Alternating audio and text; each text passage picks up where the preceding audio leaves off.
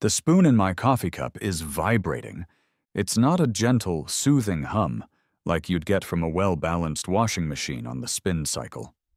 No, this is a violent, chaotic shivering, a metallic tremor that sends concentric rings of liquid chaos across the surface of my afternoon brew.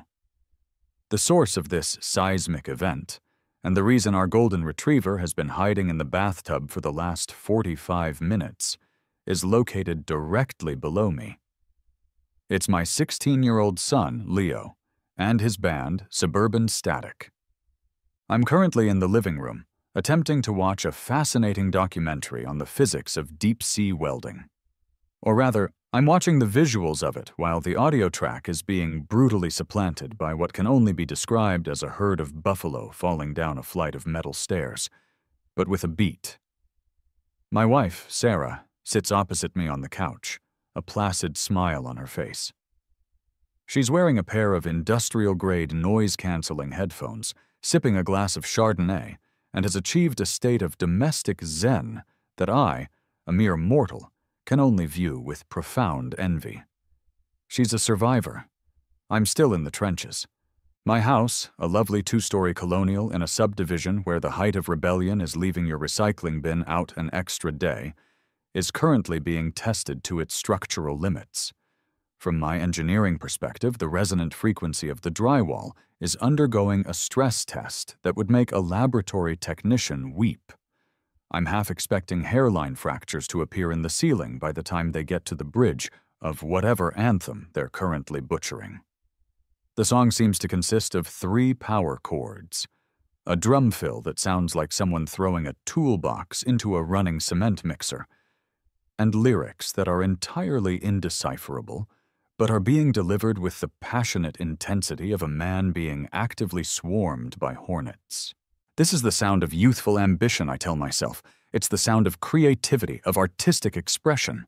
It's also, objectively, the sound of a plane crash. I love my son. I truly do. I love his passion, his dedication, the way his face lights up when he nails a particularly complex, and by complex, I mean slightly different from the other 3, power chord.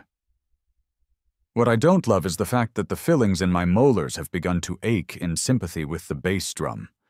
A brief lull in the sonic assault allows the house to settle with a weary groan.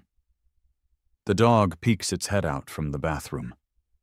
A moment of silence. Blessed, beautiful. And then it's shattered by the feedback squeal of an amplifier turned up just a little too high. The dog retreats. Smart boy.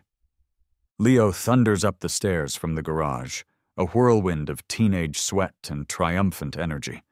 He's holding a bottle of water and beaming, his face flushed. "Dad, did you hear that new riff? It's sick!" he pants, grinning from ear to ear. I take a slow, deliberate sip of my vibrating coffee. "Son," I begin, choosing my words carefully. "I think the International Space Station heard that new riff. Our neighbors 3 blocks over probably think we're under attack. The dog has filed for emotional damages. It was impactful." He just grins wider, completely missing the sarcasm. "Awesome!"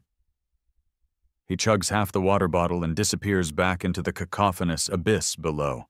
I sigh, sinking back into the couch. Sarah lifts one side of her headphones. "You need to talk to him, Mark," she says, her voice an island of calm in a sea of distortion. "And say what? Son, your art is causing minor structural damage and maybe violating the Geneva Convention? Just ask him to turn it down a little, for the neighbors." As if summoned by the very mention of the word, a sharp, insistent rapping echoes from the front door. It's a knock that carries its own indignation. It's not the friendly rat-a-tat-tat of a Girl Scout selling cookies. It's the bam, bam, bam of someone who has been personally wronged and is here to see the manager. I heave myself off the couch, the floorboards still humming beneath my feet. I open the door, and there she is, Carol Peterson, in the flesh. Carol is the self-appointed queen of the cul-de-sac, and, more terrifyingly, the re-elected president of the Oak Hollow Homeowners Association. She's wearing a pristine white tennis skirt, a matching visor, and a polo shirt so crisp it could cut glass. Our neighborhood does not have tennis courts. Her entire aesthetic is one of weaponized leisure. Her expression is permanently pinched, as if she's been smelling sour milk since the Reagan administration. "Mark," she says. It's not a greeting. It's an accusation. "Carol," I reply, leaning against the doorframe with a casualness I absolutely do not feel. "To what do we owe the pleasure?" "Are you aware," she begins, her voice tight and clipped, "of the noise emanating from your property?" I pretend to ponder this for a moment. "Oh, you mean the sound of youthful ambition and artistic expression? Yeah, it's a little loud. Leo's just working on the dynamics with his band." "It sounds," she says, her eyes narrowing, "like a garbage disposal trying to eat a box of wrenches. My cat, Bartholomew, is traumatized. He's been under the bed for an hour." "Bartholomew," I repeat slowly. "Well, you tell Bartholomew that rock and roll is a demanding muse." This was the wrong thing to say. A flicker of something truly menacing crosses her face. The HOA bylaws, Section 4, subsection B, clearly state that any noise audible beyond your property line between the hours of 9 a.m. and 8 p.m. must not exceed a reasonable decibel level. "And what do you define as reasonable?" I ask, my curiosity now genuinely piqued. A gentle breeze? The soft weeping of a disappointed bird? The sound of my own will to live slowly draining away? "I define it as silence," she snaps. "And if you can't control your son, I will be forced to file a formal complaint, with fines. Have a wonderful afternoon." She spins on her heel and marches back across my lawn, her pristine white sneakers leaving no trace on the perfectly manicured grass. I close the door, the battle lines having been drawn not in sand, but in the freshly aerated turf of suburban warfare. Sarah has her headphones off now, her arms crossed. She gives me the look. It's a look that says, "I told you so, and this is your mess now, and we are definitely not getting that new lawnmower you wanted all at once." "Just talk to Leo, Mark," she says, her voice low. "Ask him to turn it down." I did, of course, have the talk with Leo. As any parent of a teenager knows, these talks are exercises in futility, delicate ballets of diplomacy where you try to enforce rules without completely crushing their spirit, and they try to listen just long enough to make you go away. We sat in the garage, the air thick with the smell of old pizza boxes and teenage angst. His beloved guitar, a cherry-red instrument of sonic torture, was propped against an amplifier large enough to power a small village. "Look, buddy," I started, trying for the cool dad approach. "I love what you guys are doing. Seriously, it's got energy. But Carol from next door came by." Leo's face darkened. Her. Yes, her. She's talking about HOA bylaws and reasonable decibels and traumatized cats." "We weren't even that loud," he protested, a claim so demonstrably false that it bordered on performance art. "Son, the windows were rattling. I think a family of sparrows in the oak tree out front packed their bags and migrated 6 months early. All I'm asking is that you dial it back. From an 11 to, say, a 7? Can you do that for me?" He sighed the deep, world-weary sigh of a 16-year-old forced to bear an unbearable burden. "Yeah, Dad. Fine. We'll turn it down." And to his credit, they did. For the next practice session, the initial volume was noticeably lower. The house vibrated with the intensity of a cheap motel's magic fingers bed instead of a full-blown earthquake. Progress. But the problem with passion is that it's loud. 5 minutes in, the drummer would get a little more into it. The bassist would turn up his amp to hear himself over the drums. And Leo, not to be outdone, would nudge his volume knob ever so slightly, and then again and again, until the creative energy took over and they were right back at full blast, rattling the foundations of Western civilization. My internal monologue was a running commentary. Asking a teenage guitarist to turn it down is like asking a tidal wave to be a bit less wet. It's against its nature. Carol, it turned out, was not a fan of nature. She didn't knock this time. Instead, heralded by the squeal of tires and the glare of flashing lights, a police cruiser pulled up to our curb. My heart sank into my stomach. It was one thing to have a tiff with a neighbor. It was another thing entirely to have the law sitting in your driveway. I met them at the door before they could even knock. 2 officers unfolded themselves from the car. The older one, with a mustache that had seen better decades and a weary slump to his shoulders, was Miller. The younger, sharper-looking one was Rodriguez. They looked profoundly unimpressed. "Mark Johnson?" Officer Miller asked, his tone heavy with the sigh of a man who would rather be anywhere else. "That's me." "We got a noise complaint from a Carol Peterson?" he said, glancing at his notepad as if the name itself was an offense. "Let me guess," I said, leaning against the door jamb. "Traumatized cat? Shattered peace and tranquility?" Officer Rodriguez cracked a tiny smile, but quickly suppressed it. She mentioned both, actually, along with auditory assault. "Look, sir, we can hear the music from the street. It's a little loud." "It's my son's band," I explained, for what felt like the 100th time. "They're passionate. Is it illegal to be passionate before 8 p.m. in Oak Hollow?" "It is if it violates the city's noise ordinance," Miller said flatly. "And right now you're tap dancing on the line. Look, we're not here to shut down rock and roll. We're not the fun police, but we have actual problems to deal with. And frankly, mediating a dispute over a teenage garage band isn't high on our list. Can you just ask them to keep it down? Seriously." They weren't aggressive.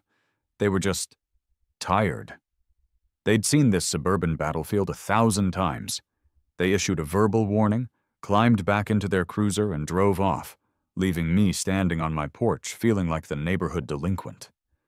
The final straw came 2 days later. It wasn't a knock, and it wasn't a police car. It was a crisp, cream-colored envelope in the mailbox, sent via certified mail, a detail that was clearly meant to convey maximum seriousness. It was an official HOA violation notice, signed by Carol Peterson in her capacity as president. It was a masterpiece of the passive-aggressive arts. 4 pages long, single-spaced, filled with more legalese than a prenup. Phrases like blatant disregard for community harmony and negative impact on property values were highlighted in a tasteful, yet menacing pastel yellow. It detailed the time and date of the offense, referenced the police visit, and laid out a schedule of escalating fines. The first offense was $100. The second, $250. The third, $500 and a formal review by the HOA board, which I knew consisted of Carol, her friend Brenda from down the street, and a terrified-looking man named Gary who always voted with Carol. That night we held a family war council at the dinner table. The violation notice sat in the middle like a dead fish. Sarah was stressed, her fingers drumming on the wood. "Mark, this is serious," she said, her voice tight. "We can't be fighting with the HOA. We live here. These are our neighbors." Leo was completely deflated. He just poked at his mashed potatoes, his usual boisterous energy gone. "I guess we'll just have to stop," he mumbled, not looking at me. "I can't afford to pay fines. We can't practice anymore." He looked genuinely crushed. And that's when it happened. A switch flipped in my brain. This wasn't about the noise anymore. It wasn't about bylaws or decibels or Bartholomew the cat. This was about a bully in a tennis visor trying to extinguish the one thing my son was truly passionate about. It was about the smug, triumphant tone of that letter. My annoyance simmered, then boiled over into a cold, calculated rage. My engineering brain, the part of me that sees every problem as a set of variables to be solved, kicked into overdrive. But this time it was fueled by pure, unadulterated paternal spite. Oh, she wants rules, I thought, a slow, dangerous grin spreading across my face. She wants compliance? Fine. We're going to comply so hard it's going to make her teeth ache. The brainstorming session that followed was a festival of bad ideas. We sat in the living room, the dreaded HOA letter still casting its pall over the coffee table. We could rent them a practice space, Sarah suggested, ever the pragmatist. I had already looked into it. That's $400 a month, Sarah. For that price, I could just pay Carol's fines and send her a fruit basket every week as a bonus. I could get an electric drum kit, Leo offered, his voice still low. And we could all just use headphones. I shook my head. No, that's not the point, son. The whole reason you're in a band, the whole magic of it, is playing together, feeling the sound in the room. It's about being loud together. Making you all plug into a machine feels like a surrender. And on a more practical level, it wouldn't be nearly as annoying to Carol. What about those foam egg carton things for the walls? Sarah asked, grasping at straws. That's a myth, hun, I said, slipping into engineer mode. Acoustic foam is for treating reflections inside a room. For clarity.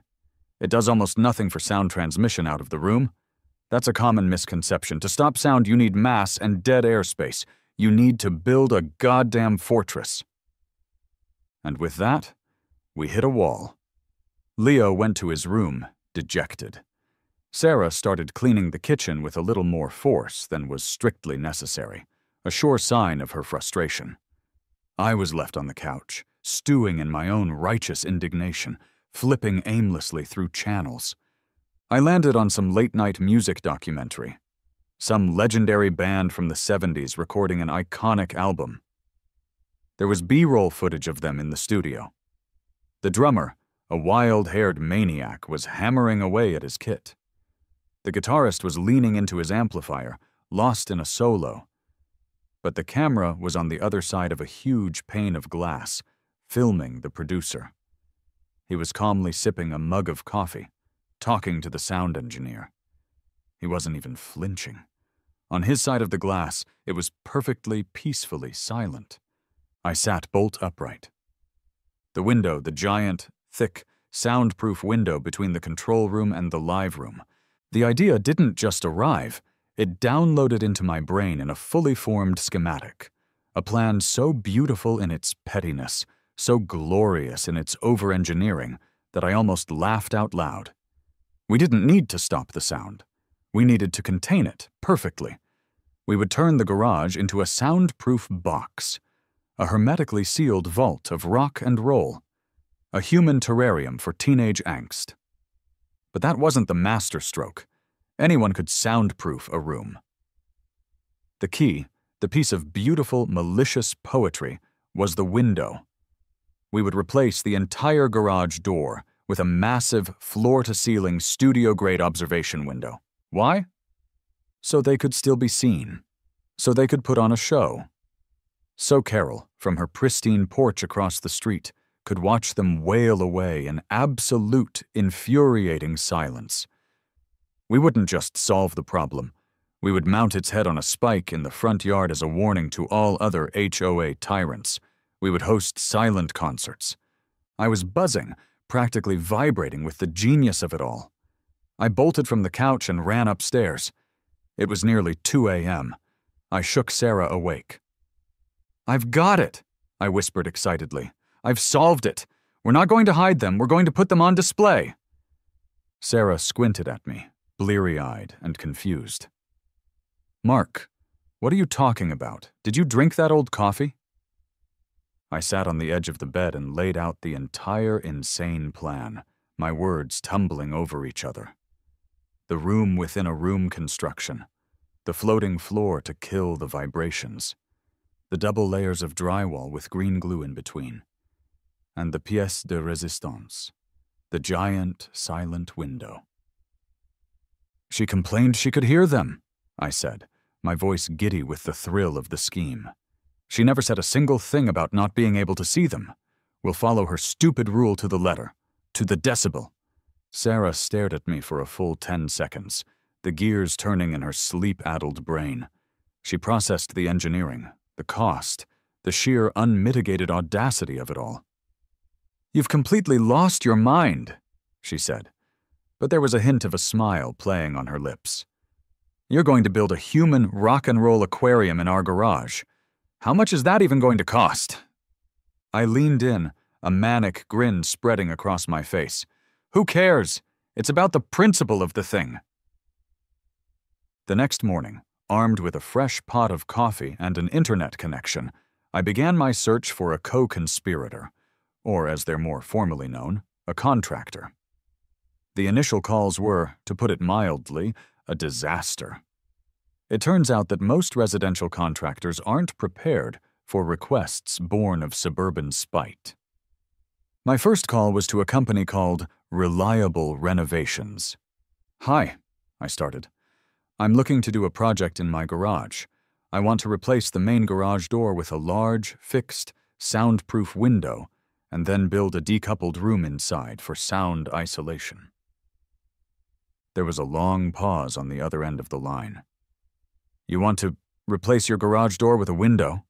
the voice finally asked, dripping with confusion. "That's right. Studio grade. Laminated glass, big air gap. I'm looking for an STC rating of at least 65. Sir," he said, his voice now laced with the weary tone of someone who has dealt with one too many bizarre homeowner requests. "That's not a thing. We install garage doors and windows. Not instead of each other." Click. He hung up. The second call, to Custom Construction Company, went slightly better, at least initially. "Soundproofing? Sure, we do that all the time for home theaters," the guy said cheerfully. "We can put up some nice thick drywall, throw some Roxul insulation in there. It'll make a big difference." "No, you don't understand," I pressed. "I need more than a big difference. I need total containment. I'm talking room within a room construction, staggered studs, floating floor, the works. I need it so you could fire a cannon in there and you wouldn't hear it on the driveway." Another pause. "A cannon?" "Metaphorically speaking, it's for a teenage rock band." "Ah," he said, and I could hear the moment his brain filed my project under crazy client who will never pay. "Yeah, that's a little outside our usual scope. I'm gonna have to call you back after I talk to my supplier." He never did. I was starting to lose hope. Maybe my grand vision was destined to remain a fever dream. Then I found a website for a company called Fortress Home Theaters and Custom Builds. Their gallery had pictures of insane-looking media rooms, hidden panic rooms, and even a climate-controlled wine cellar that looked like something out of a Bond villain's lair. This was my kind of crazy, I called. A gruff, gravelly voice answered. "Gus." "Not Fortress Home Theaters, this is Gus speaking. Just Gus." I explained my project. I didn't hold back this time. I gave him the whole spiel. The band, the neighbor, the HOA, the cops, the malicious compliance. When I was done, there was a long, thoughtful silence on the line. "Where you located?" he finally grunted. An hour later, a dusty Ford F-250 that looked like it had personally survived the apocalypse rumbled up my driveway. Gus unfolded himself from the driver's seat. He was a big, burly guy in his late 50s, with a magnificent graying beard, arms like tree trunks, and a perpetually skeptical expression etched onto his face. He looked like he wrestled bears for fun and graded them on technique. He walked into the garage, took one look at Leo's cheap drum kit and sticker-covered amplifiers, and grunted again. It seemed to be his primary mode of communication. "All right," he said. turning to me, his eyes scanning the space with a practiced air. "So your email said something about a soundproof window wall? Your wife making you build a she-shed?" "Better," I said, unable to keep the grin off my face. "I'm building a music studio for my son's band, and I want to maliciously comply with an HOA noise complaint." For the first time since he arrived, Gus's skeptical expression flickered. A corner of his mouth twitched upwards. It wasn't quite a smile, but it was a definite seismic event on the otherwise stoic landscape of his face. He saw the vision. "Tuh, go on," he rumbled. I walked him through the whole plan, pointing to where the walls would go, where the window would be. I used the technical terms I'd researched: decoupled, STC rating, green glue, laminated glass. I showed him the HOA violation letter. I told him about Carol and Bartholomew the cat. He listened intently, stroking his beard, his eyes gleaming with a newfound interest. He paced the garage, knocking on the walls, staring at the ceiling. After a full minute of silent contemplation, he let out a low chuckle that seemed to start somewhere in his boots. "I've been doing this for 30 years, he said, his voice a low rumble. "I've built panic rooms for doomsday preppers who think the world is ending next Tuesday. I've built wine cellars that cost more than my first house. I've soundproofed rooms for guys who play the bagpipes, but this..." He looked from me to the violation letter and back again. "This is art." That was it. We were partners. Gus didn't just see a construction job. He saw the beautiful, spite-fueled poetry of the project.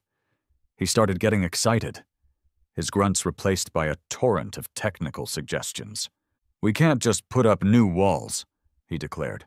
"We gotta build a whole new room inside this room, on its own foundation. We'll float the floor on these high-density rubber pucks to stop the drum vibrations from traveling through the slab.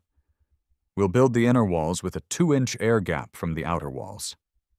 Double 5/8 drywall on resilient channels. The window? Ha! That's the fun part. It'll have to be custom made. 2 panes of 1/2-inch laminated glass with a 6-inch airspace between them, angled slightly to prevent standing waves.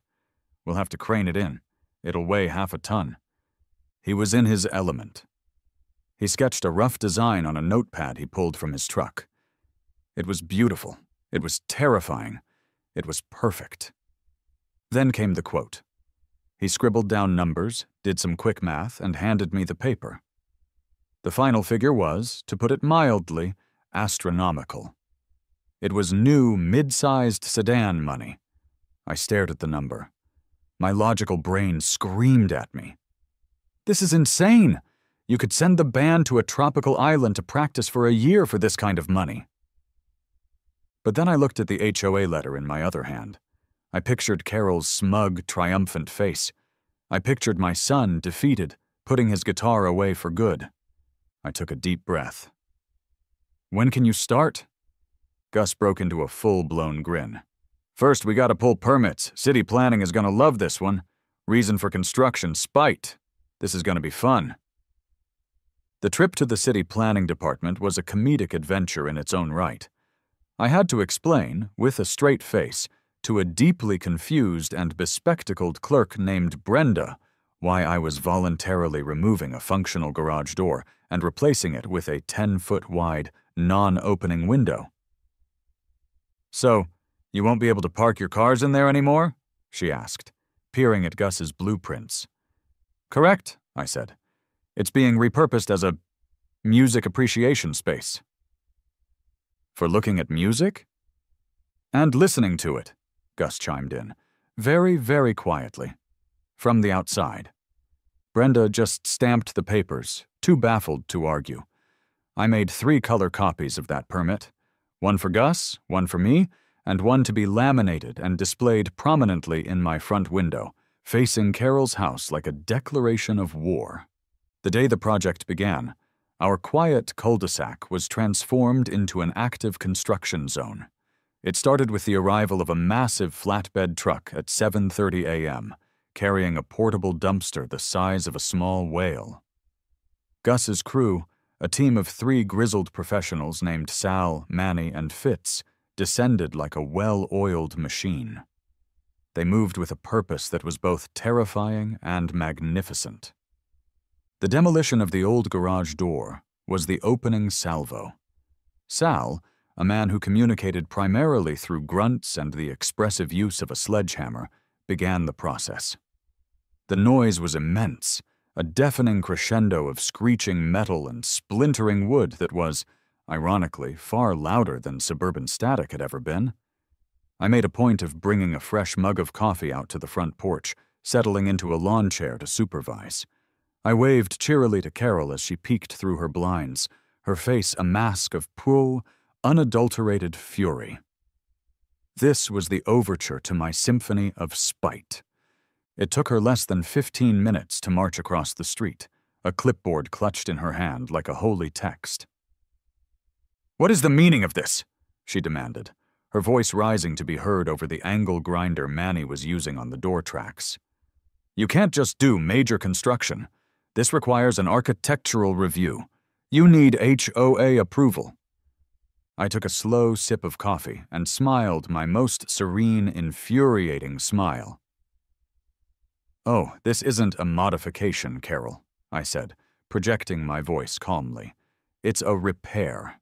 According to subsection 7C of the bylaws, which I'm sure you know by heart, repairs and window replacements don't require board approval as long as they adhere to the community's aesthetic standards. And I think we can all agree, a giant, beautiful window is far more aesthetically pleasing than a dented old garage door, don't you?" "That's not a window replacement, that's a wall!" she shrieked. Tomato, I said. "And more importantly, I have all the necessary city permits right here." I pointed to the laminated document gleaming in my front window. Funny thing about HOAs, they're generally superseded by municipal building codes. You should read your own bylaws. It's all in there. The look on her face, a cocktail of rage, frustration, and the dawning horror that she had been outmaneuvered, was worth every single penny of Gus's exorbitant quote. She sputtered for a moment, unable to form a coherent sentence, and then stormed back to her house. The game was afoot. The next few weeks were a montage of glorious, productive chaos. Gus's team was incredible.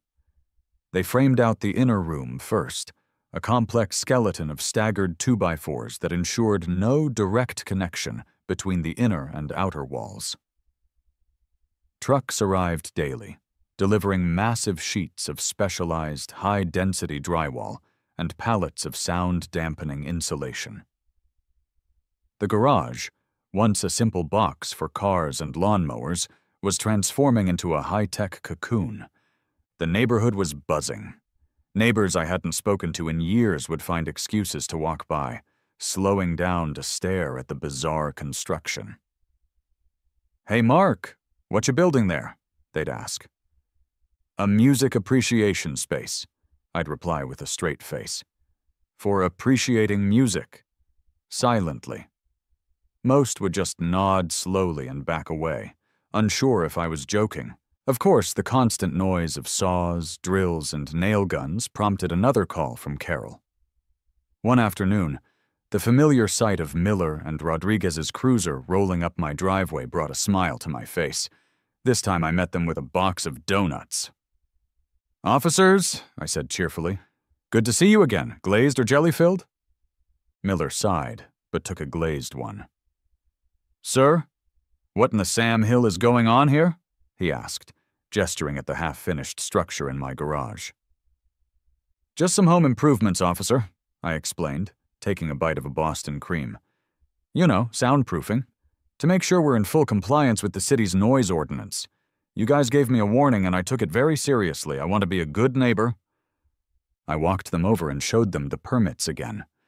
Rodriguez was actively trying to stifle his laughter, covering his mouth with his hand. "So, you're building all this because of a noise complaint from next door?" I am a concerned citizen who deeply respects the peace and tranquility of my community, I said, with all the sincerity I could muster. Miller just shook his head, a look of grudging respect dawning on his face. Johnson, you're a piece of work. He took another bite of his donut. Just keep the construction noise to legal hours, you hear? They left, not as enforcers, but as amused spectators. I knew then that I had won the hearts and minds of local law enforcement. My daily conversations with Gus were the highlight of the process. He had become my co-conspirator, my partner in pettiness. Just installed the acoustic sealant around the new insulated door frame, he told me one afternoon, wiping his hands on a rag. We used the same stuff they use in recording studios. You could survive a hurricane in here now, or a toddler's birthday party. Same difference. Is it petty enough, Gus? I asked, looking at the complex web of wiring for the ventilation system, which itself had to be baffled to prevent sound from escaping. He let out a low chuckle. Mark, we are using technology and materials designed for CIA interrogation rooms and professional recording studios to silence a teenage punk band. We passed petty 3 truckloads of drywall ago. We are now firmly in the realm of legendary. Tampans. The biggest event of the construction phase was the arrival of the glass. It came on a special truck with a massive A-frame rack. A crane, a separate vehicle entirely, lumbered down our street, extending its hydraulic legs and blocking traffic. This was a real neighborhood event. People came out of their houses, filming with their phones. Carol watched from her window, her curtains twitching. Slowly, carefully, the crane operator lifted the immense half-ton pane of glass. It was a single, magnificent piece, 10 feet wide and 8 feet tall. It swung through the air, glinting in the sun, a monument to my magnificent obsession. Gus and his team, wearing special suction cup handles, guided it expertly into place. When it slotted into the custom-built frame with a soft, satisfying thud, a few of the neighbors actually applauded. Sarah, who had been watching from the porch with a mixture of horror and awe, came over and stood beside me. You've built a museum exhibit, Mark. An exhibit on what happens when Dad gets mad at the HOA. Leo and his bandmates were in a state of perpetual ecstasy. They visited the site every day after school, staring in silent reverence at the construction, treating Gus and his crew like rock gods. Their crappy garage was becoming a world-class studio, and it was all because of a noise complaint. It was the best thing that had ever happened to them. With the heavy construction complete, the final phase was all about the details and the technology. The inside of the room was magnificent.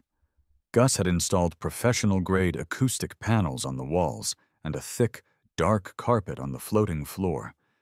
It looked and felt like a real studio, but the magic was in the tech that would bridge the silent world outside with the loud world inside. I spent a weekend researching and purchasing the final pieces of the puzzle. I bought a high-end, low-latency wireless audio transmitter, the kind musicians use for in-ear monitors on stage. It could broadcast crystal-clear stereo audio to multiple receivers. Then, I bought 4 sets of high-quality wireless headphones. Enough for the band's core audience, me, Sarah, and a couple of guests. The band's mixer, a slightly battered piece of equipment they'd bought second-hand, now had a new, crucial function. Its main output would feed directly into this transmitter. The sound wouldn't travel through the air. It would travel through the airwaves. The day of the first test was charged with an electric anticipation. The band set up their gear inside for the very first time. Leo plugged in his guitar, his hands trembling slightly. Through the massive, crystal-clear window, they looked like musicians in a music video. Professional. Contained. I stood on the driveway with Sarah and Gus, who who had come by specially for the occasion. We each wore a set of the new headphones. It felt like we were preparing for a silent disco. Through the glass, I saw Leo give a thumbs up. He leaned into his microphone and gave a countdown, his mouth forming the words, 1, 2, 3, 4, and then chaos. Inside the glass box, all hell broke loose. The drummer transformed into a blur of flailing limbs. The bassist was headbanging, his hair flying. Leo stomped on a distortion pedal and launched into their loudest, fastest, most obnoxious song. The lights we'd installed flashed. It was a full sensory rock and roll assault. But on the driveway, it was a beautiful, sunny afternoon. The only sound was the gentle chirping of crickets and the distant hum of a lawnmower 3 streets over. We took off our headphones. Absolute, blissful silence. I walked right up to the half-ton window and pressed my ear against the cool, thick glass. Nothing. I could feel the faintest, lowest vibration, like a distant subway train passing deep underground. But I couldn't hear a single note. It was a perfect, soundless void. I put the headphones back on. The music came roaring back to life, crisp, clear, and perfectly mixed. It sounded fantastic. I turned to Gus, a massive grin plastered on my face. He clapped me hard on the shoulder, his own face split by a proud, beardy smile. "It's beautiful," he rumbled. "A perfect silent box of rage." Sarah just shook her head, laughing. "I can't believe it actually worked." The trap was built. The technology was proven. Now it was time to set it and invite the prey. That evening, I sat down at my computer and designed a flyer. I kept it simple, elegant, and loaded with subtext. You're invited to the inaugural.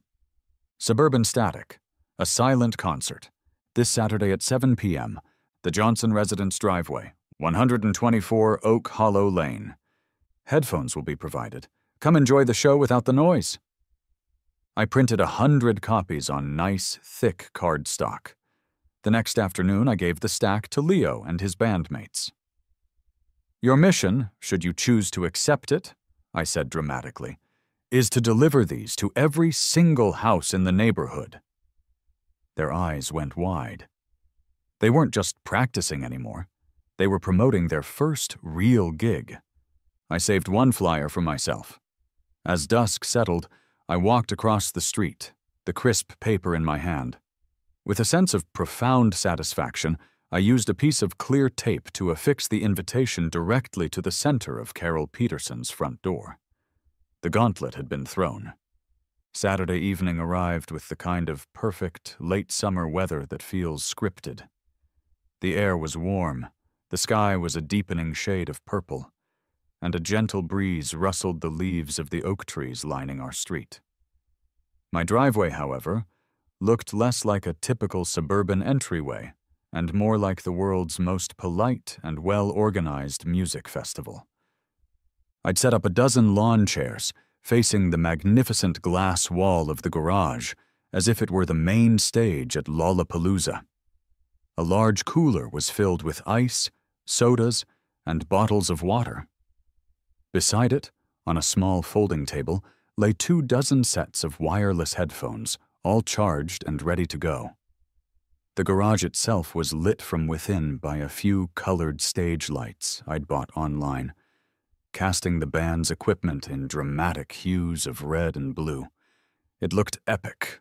Around 6:45 p.m., the neighbors started to arrive. They came in ones and twos, drawn by a potent cocktail of the flyer's promise and sheer, unadulterated curiosity. There was Dave, from 2 doors down, who always waved but never spoke. The Millers, who had 3 young kids. Even old Mr. Henderson, who usually only emerged from his house to meticulously trim his prize-winning roses.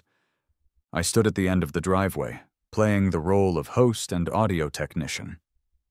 "Welcome, welcome," I'd say cheerfully. "Glad you could make it. Grab a drink, find a seat, and here are your headphones." I'd hand them a set, explaining how to turn them on and adjust the volume.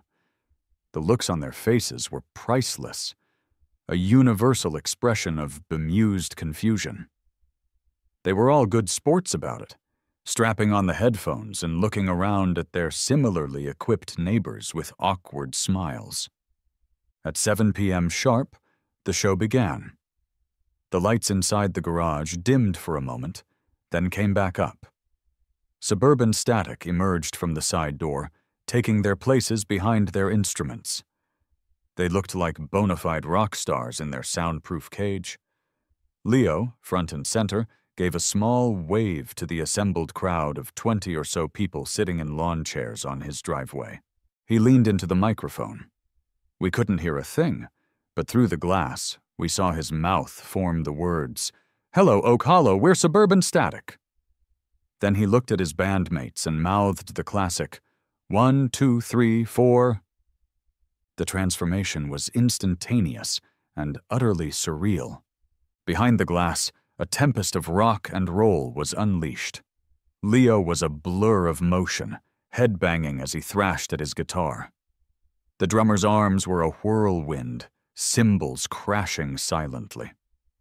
The bassist rocked back and forth, lost in the rhythm. It was a visual spectacle of pure, raw energy. Out on the driveway, there was nothing. The only sounds were the soft murmur of neighbors whispering to each other, the clinking of bottles from the cooler, and the ever-present chirping of the crickets. But in our ears, the music was glorious. It was loud, crisp, and perfectly mixed. It was a private concert being broadcast directly into our skulls. People started to get it. Feet began to tap. Heads began to nod. The Miller kids, initially confused, started dancing on the lawn. Their movements a little offbeat but filled with joy. It was the strangest, most wonderful, and most hilariously suburban block party in history. And then, right on cue, she arrived. Like a predator drawn to the scent of a disturbance in the force of community harmony, Carol came marching down the street. She held her phone high in front of her, the screen glowing as it recorded video. She had a triumphant, furious look on her face. This was it, the final nail in my coffin. She had caught us red-handed, hosting an unapproved public event, flagrantly violating her sacred peace and quiet. She strode to the edge of my driveway, her voice sharp enough to cut through the silent air. "I've got you now, Johnson," she shouted, panning her phone across the crowd and toward the garage. "This is a public nuisance, an unapproved event. I'm calling the police. This is the most outrageous noise violation I have ever witnessed." I calmly walked over to meet her, a serene smile on my face. "Carol, lovely evening for a concert, isn't it?" "Don't you lovely evening me," she seethed. I can... She stopped. Her eyes darted around, a look of profound confusion spreading across her pinched features. She was trying to register the noise, the auditory assault she was filming, but her brain was getting nothing. The band was thrashing wildly behind the glass, a silent movie of rebellion. But the air around her was stubbornly, infuriatingly peaceful. "You seem to be having trouble hearing the band, Carol," I said, my voice dripping with faux concern. "Here." I held out a spare pair of wireless headphones, extending them to her like an olive branch. "The audio quality is actually quite good. Very low latency." Her face went through a rapid, visible series of 5 distinct emotional states: pure rage, deep confusion, dawning comprehension, horrified realization, and finally, pure, unadulterated, impotent fury. She got it.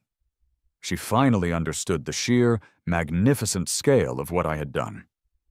I hadn't broken her rule. I had obeyed it to such a ludicrous, expensive, and publicly humiliating degree that I had made her and her stupid rule completely and utterly irrelevant. You, she sputtered, speechless, her phone lowering slightly. "I soundproofed it," I said, my smile widening. As per the spirit of your complaint, no noise audible beyond the property line. I take my responsibilities as a homeowner very seriously. You're welcome." As if delivered by a comedy scriptwriter, the familiar police cruiser carrying Officers Miller and Rodriguez came rolling slowly down the street. They must have been on a routine patrol. They slowed as they passed my house, taking in the bizarre scene. The crowd in headphones, the band rocking out in silence, me offering a pair of said headphones to a fuming Carol. Miller caught my eye. He didn't stop. He didn't turn on his lights. He just tipped his cap, a huge, undeniable grin spreading across his face, and kept on driving. Checkmate. Carol stood there for a long moment, completely defeated. The sight of the police cruiser, her ultimate weapon, not just ignoring the situation but actively showing amusement, was the final blow. She didn't say another word. She just shot me a look of pure hatred that could have curdled milk, turned on her heel, and power walked back to the sterile silence of her own home. A few of the neighbors who had witnessed the exchange broke into a quiet, headphone-muffled round of applause. The concert, by all measures, was a massive success. The band played for a full hour, and the neighbors stayed for the whole thing. It became the talk of the neighborhood for weeks. I was no longer just Mark Johnson from number 124. I was the guy with the silent rock garage. The garage itself became a local landmark. Kids would ride their bikes by, pointing at the giant window. It also had an unintended, positive side effect. The silent concerts became a semi-regular neighborhood event, a quirky tradition. People would bring their own chairs, I'd provide the headphones, and we'd have a bizarre but friendly block party. Suburban Static, fueled by their newfound local fame and their world-class practice space, got really, really good. The new normal was peaceful. The band practiced whenever they wanted, at whatever volume they wanted, and the only person who knew was whoever happened to be wearing the headphones. The final scene of this ridiculous saga took place a week after the first concert. It was a Tuesday night. The band was in the garage, working on a new song. I was sitting in a lawn chair on the driveway, right where the climax of my battle had taken place. Sarah pulled up another chair beside me. I handed her a beer and a pair of headphones. We sat there in comfortable silence for a moment, watching our son and his friends play their hearts out behind the glass. In our ears, the music was loud and full of life. But in the world around us, it was just another quiet evening in the suburbs. My closing thoughts drifted. I thought about the nature of problems. Some can be solved with a simple conversation. Others require thousands of dollars of custom construction, a deep dive into municipal building codes, and a healthy dose of public spectacle. I had spent a small fortune and an absurd amount of energy, not to silence my son, but to build him a stage where he could be as loud as his heart desired. All while winning a cold war against the most powerful force in any suburban development, a bored HOA president with a clipboard. Sarah leaned over and bumped her shoulder against mine. "You know you're completely insane, right?" she said, a smile in her voice. I took a sip of my beer. "Yeah," I admitted, "but at least it's a quiet insanity now." I turned up the volume on my headphones just as Leo launched into a blistering guitar solo. His fingers flew across the fretboard, his face contorted in a rock and roll grimace. He was a star, playing to an audience of 2 on a Tuesday night. The sound was perfectly contained, perfectly loud, and perfectly, beautifully silent to the rest of the world. And it was the sweetest sound I'd ever heard.